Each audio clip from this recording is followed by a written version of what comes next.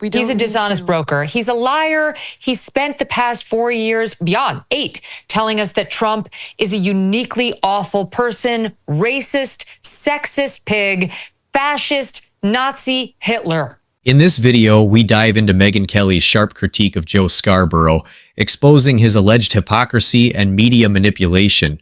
Megyn Kelly breaks down how Scarborough, who once vilified Donald Trump as a uniquely awful figure, now seeks engagement with him, raising questions about his motivations and the role of legacy media.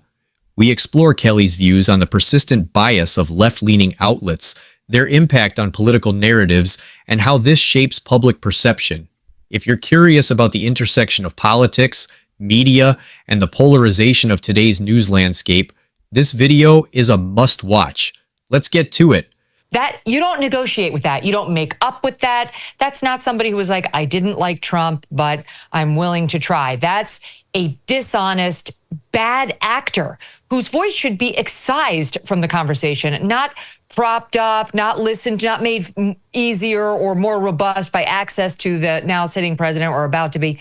No, nothing good is gained by Trump and Joe Scarborough having a come to Jesus. The only point in Scarborough doing it is his ratings are in the toilet. They are circling the bowl right now. He's feeling desperate that his multi-million-dollar contract is going to evaporate, along with that of his wife, and they'll do anything to try to save their own careers. I mean, I've been watching them, Jillian. I watch All in Media very closely, along with my team. And he is the one who was out there saying, the best Joe Biden ever, the best ever. 2 months before he imploded on that debate stage. He lied over and over and over because it was important to him to have access. Biden watched Morning Joe. He wanted to be in this power-broking position. And so he lied to cover for the guy. Then Kamala got on board. He started lying about her, telling us what an amazing candidate she was and how inspirational. I mean, it just couldn't be honest about any of her weaknesses. The lies about Trump, none of that should be rewarded with access to Trump. And by the way, it pleases no one. His audience doesn't want to see it because he's made them hate Trump with a passion. And the right doesn't want to see it because we've been watching Scarborough and already hate him with a passion.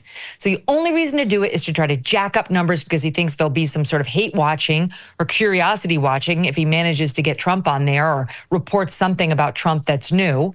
And I don't think there's anyone in the mood to save his career right now.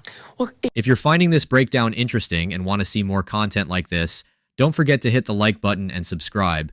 Your support really helps me bring more discussions like this to the channel.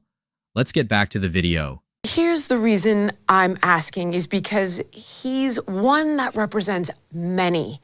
And you've pierced the veil of legacy media, and you've thrived in legacy and new media. So the real question that I think I'm trying to get at is, why is the vast majority of legacy media targeting Trump, or have they targeted Trump? How come their agenda is elect Kamala at all costs? Okay, now that's not an option, but most are relentlessly continuing to critique him and his cabinet, of which I have some questions for you because I don't even really understand. To be honest, it's confusing me.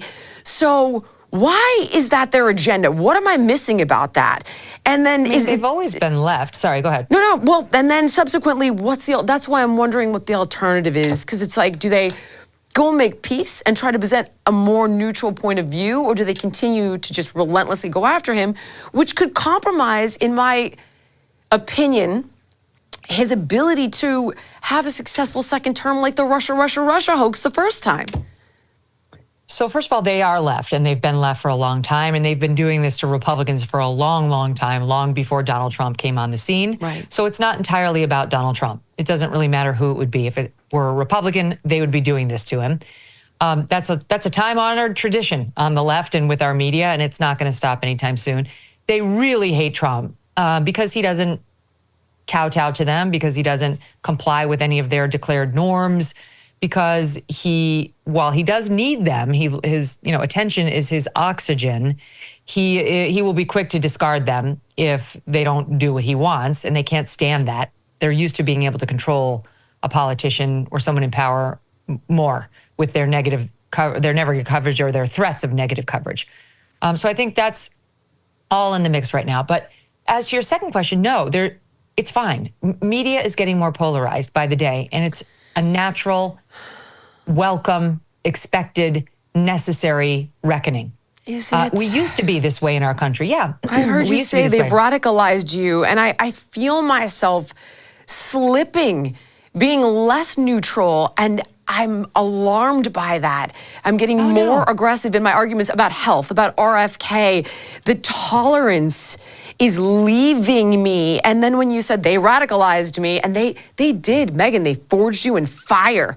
They created their biggest adversary. And it's like, is there no going? So you think it's a good thing? Why? Yeah, because Jillian, I think like you, I came up, in a Democrat family. I was surrounded by all Democrats. Most of my friends this day are mostly Democrats. So I have a lot of love in my heart for Democrats. It's not that I hate Democrats or I hate people who are on the left or who disagree with me politically. No, my mom's a Democrat. Like, people who I love more than anything are Democrats. Yeah. It's fine. I have nothing in my heart that's evil toward them. But these ideas and these arguments and the people who are at the top of the leftist power center, like the Scarboroughs of the world, I have zero tolerance for them. Okay. There's no love in my heart for people. The media's bias and self-interest, especially from figures like Joe Scarborough, highlight a bigger issue with legacy media prioritizing ratings and personal gain over honest reporting.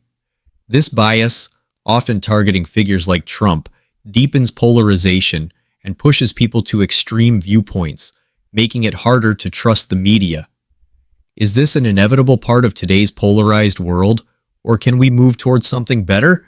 Let me know your thoughts in the comments, and don't forget to like and subscribe the channel. Thanks for watching.